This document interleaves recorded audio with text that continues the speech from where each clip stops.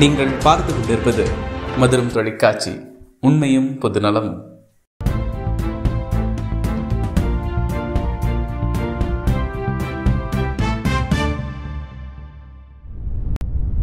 வணக்கம். மதுரம் செய்திகளுக்காக நான் உங்கள் சரவணன்.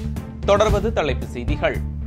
மக்களவைத் தேர்தலில் 31 கோடி பெண்கள் வாக்களித்திருப்பதுதான் உலகிலேயே மிகவும் அதிகமான எண்ணிக்கை என பிரதமர் நரேந்திர மோடி தகவல்.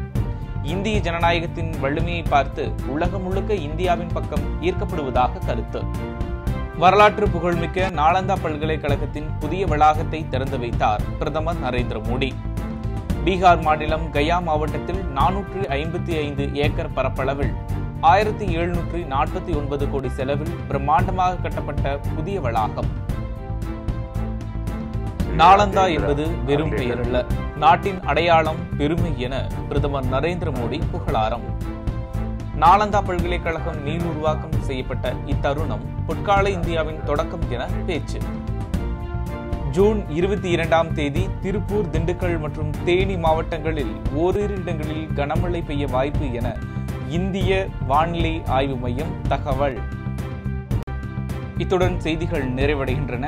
செய்திகளை உடனுக்குடன் தெரிந்து கொள்ள தொடர்ந்து இணைந்திருங்கள் மதுரம் செய்திகளுடன். நன்றி.